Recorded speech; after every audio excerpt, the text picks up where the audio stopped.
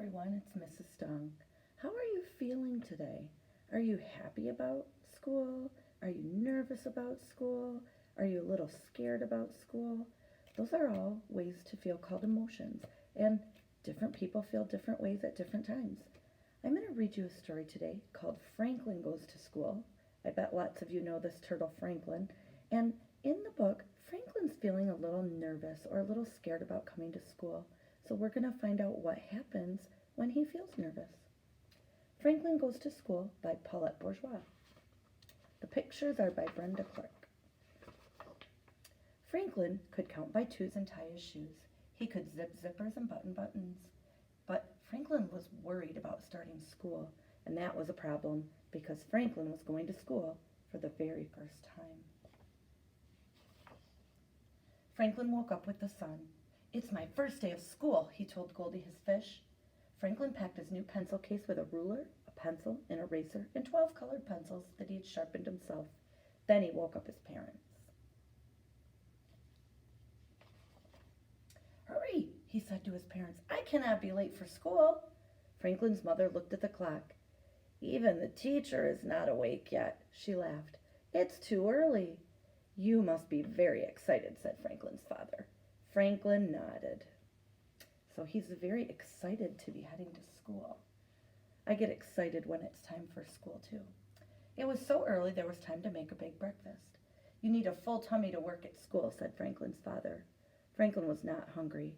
"I already have a full tummy," he said. "It feels like it's full of jumping frogs." Franklin's mother gave him a hug. "I felt that way on my first day of school, but that funny feeling will go away." Franklin ate a little bit and he double-checked his book bag, and finally it was time to go to school. So Franklin's excited, but now he says that his tummy feels like it's full of jumping frogs. I think that means that Franklin's a little bit nervous or a little bit scared. That's okay. Halfway to the bus stop, Franklin clutched his tummy. "I don't want to go," he said. Franklin's father gave him a hug. "That's how I felt when I started school," he said. "Look, all your friends are waiting for the bus." There was a big crowd at the bus stop. There were brothers and sisters and mothers and fathers. Beaver was carrying her favorite book. "I can read it," she said. "All of it?" asked Bear. "Yes," she said proudly. Franklin rubbed his tummy. Rabbit pulled out a brand new notebook. "My big sister showed me how to write all the numbers," he said.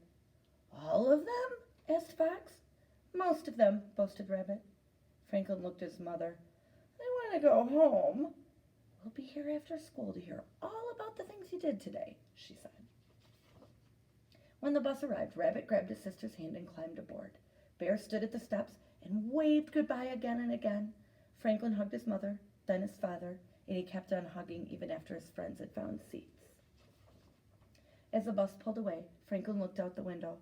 He didn't know if he was ready for school. "Do you think the teacher will yell?" wondered Rabbit. Rabbit jumped at loud noises. "Do you think there's a bathroom at school?" asked Beaver, fidgeting in her seat. "I hope somebody brought an extra snack," said Bear. He had already eaten his. Franklin didn't say anything.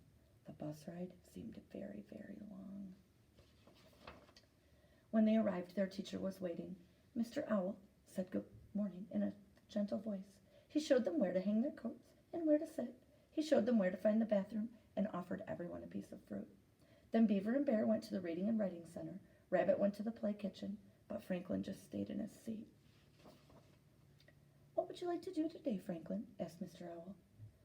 "I don't know," said Franklin, rubbing his tummy. "I can't write all my numbers like Rabbit can, and I can't read like Beaver can." "Rabbit and Beaver will learn new things at school, and so will you." Franklin started to doodle. That means draw in his notebook. See how he's doodling? He's just kind of drawing some pictures. "I can see you're a very good artist," said his teacher. Franklin sat up tall. "I know all my colors, too," he said. "Well, what color is this?" said Mr. Owl, holding up a pencil. "That's a special blue," said Franklin. "It's called turquoise." "Well, now you taught me something," said Mr. Owl. "Is there something special that you would like to learn?" There were so many things to learn that Franklin had trouble deciding. Finally, he asked Mr. Owl to help him read a book. Franklin made a building out of blocks. He sorted money in the classroom store and he painted 4 pictures. 1 for the teacher, 1 for himself, and 2 for his parents. It was a wonderful day. Franklin sat at the back of the bus all the way home and jumped up and down.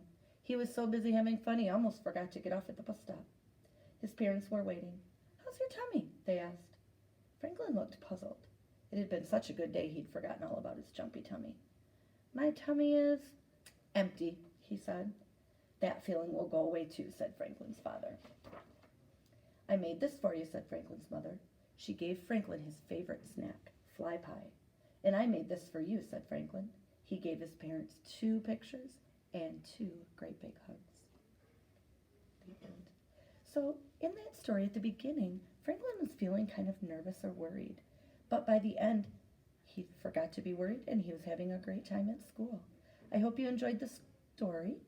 Don't forget to take the quiz and have your grown-ups help you type your answer to the question. Hope you're having a great day.